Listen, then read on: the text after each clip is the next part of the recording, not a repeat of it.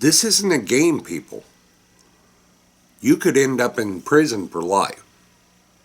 And for those out there that are calling for a war, a civil war, stop it and stop it now.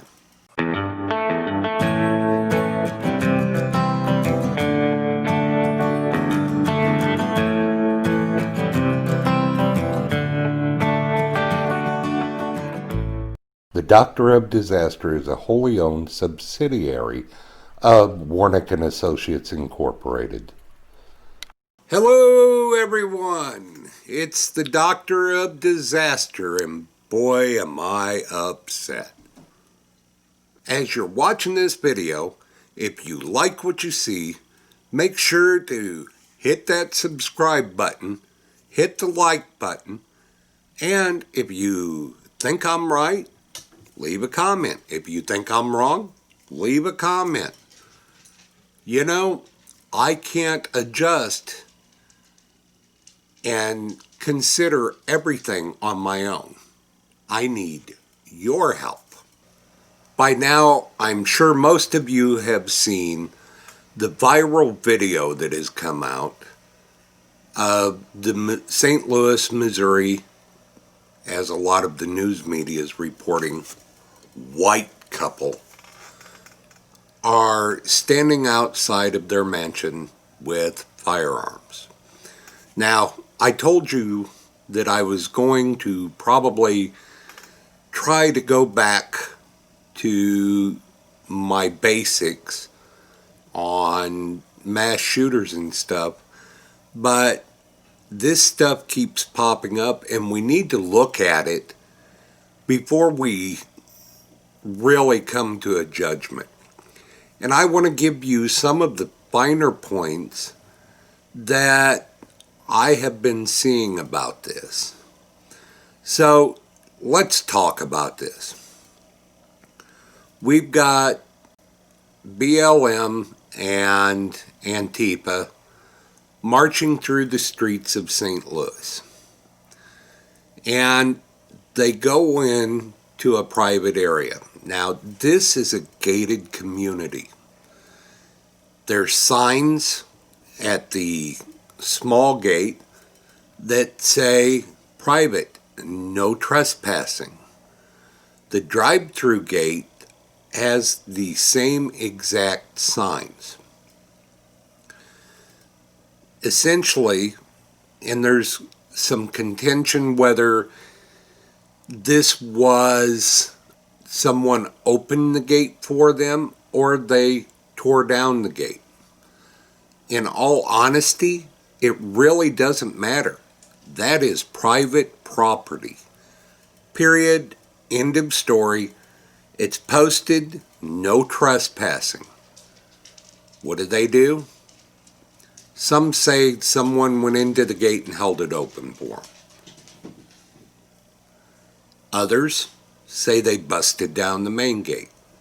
Doesn't matter. It's private property. These people, even though they are millionaires, worked their butts off or was handed, it doesn't matter how they got it. They own this property. They paid money to restore this mansion. And there's other large houses or mansions on this private road. This is not a public road. So the protesters' right to go down this road is negated, meaning they don't have any rights in that area. That's for the owners of the property. And I do say owners and their association. So, according to BLM and Antifa, they pulled these guns out for no reason. According to them, they were threatened by two Caucasian males that they would burn down the house they loved and that they would put graffiti on it. Okay? They also told them that they would, and this is from the homeowners, I have no personal knowledge. They also told them that they would kill them and kill their dog. Where do I begin? Well, first off, let's start at the beginning of the BLM and Antifa marches. These should have been peaceful marches, but because they weren't, we see that there's a propensity for there to be violence, destruction, beating of Caucasian people, especially those that aren't young.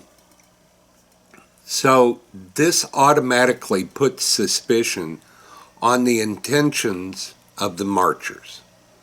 Is it going to remain peaceful, or are they going to come after you? Nobody knows. So after they break in, we see that they were causing damage. Hello, that's damage. You bust the gate, that's damage. They showed a mangled gate. Go further on down. If, in fact, someone did threaten them, they had the right to defend, using Missouri law, the right to defend their property, because Missouri is a castle state. They used the castle doctrine. The castle doctrine essentially says that you have every right to protect your home and property. Now, as they were walking, as the BLMers and the Antifa were walking by, they were antagonizing, is probably a good word, the people standing there with guns. The female part of the couple actually did something she absolutely should not have. She raised the weapon, pointed it their direction. Now, by a legal standpoint, I think she may be in a little bit of trouble, because even though they were in fear for their life, according to them, and quite frankly, if I see a group of 300 people come busting down gates or even walking through it, I'm going to consider this as a threat, and potentially that my life and my property is in danger. I am going to at least prepare myself to defend myself. Would I stand out front with a firearm? Probably. If not, I'd probably stand by a window, watch intently with a firearm nearby. If they came up, we would have a problem. That's just me. So, looking at this, the female was pointing a firearm. The man just stood there. I think a couple of times he said, "Keep on moving." And a lot of the organizers of the protest was telling people that were antagonizing to keep on moving. Once again, I believe the female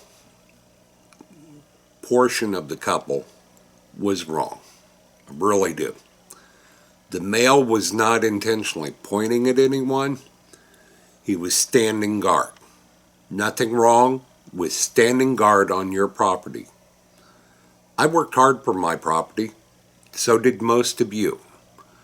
So if someone is going to try and take it, I'm going to have a problem with that. So let's get into the protection of your property. We have a right under the Constitution to bear arms to protect our nation, and to protect our property. As long as people are doing this, this is going to start happening. Americans are fed up. We're more than happy to talk to BLM and Antifa about the issues and to try and straighten them out. But they want what they want, and they're not going to take anything in between. Well, guess what, young people? That isn't the way adults work. If you want to throw a temper tantrum, be prepared to be spanked. And if you're in a large crowd, that spanking may come from bullets flying. You're playing with fire. The American people are frightened, and the American people are fed up, and pretty soon it's going to turn violent, and you may get a civil war if you keep pushing this agenda so hard. It's time to quit protesting. It's time to find the leaders that you need to talk to, and it's time to start negotiating. Think of anyone who's been a successful businessman or woman. They did not get there by force. They got there through hard work and negotiation. Marching up and down a street is not hard work. Hard work is going out there and earning your money legally. Now, what was this entire protest about? This is what really gets me. They were protesting that the mayor had doxed or put out all the information of the leaders of Antifa and BLM in St. Louis. Guess what they did? They put out the information of law enforcement officers, city council members, and the mayor. So it's okay for them to do it and throw their little temper tantrum, but it's not okay to come the other way. The golden rule, to treat people the way you want to be treated, is what should be done here. Once again, we have a problem with respect. You don't respect others, but you want everyone to respect you.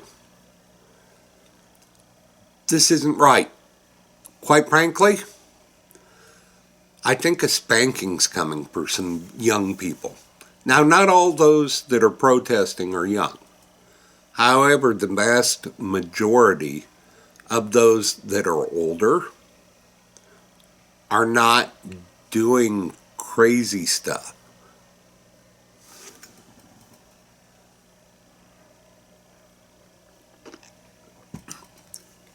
Most of them. There are some. And once again, I'm very careful not to be prejudiced towards anyone based on age or anything. But, you know, if you want to see what it's all about, you want to see a temper tantrum, I will post a video that you can go watch in the pinned comments about a New York City monument. And the people surround the monument, and they're not going to let BLM or Antifa tear it down. And this young man tries to attack an older woman because she's defending the statue. And this woman lays into him. Listen, I'm not encouraging anyone to use firearms. However, I believe that if Antifa and BLM, who are, in my opinion, from what I've read, Marxist and communist, if they continue down this road, they're going to get more than they bargained for. A lot more. People, it's fine if you want to defend your home, but I'm going to tell you, do not do it out of emotion. Emotion will cause you to unjustifiably hurt or kill someone. You need to use your common sense, you need to pre-plan, and you need to set what will be acceptable and what crosses the line. This isn't a game, people. You could end up in prison for life. And for those out there that are calling for a war, a civil war, stop it and stop it now. Stop all of it. We need to work together. We need to respect each other.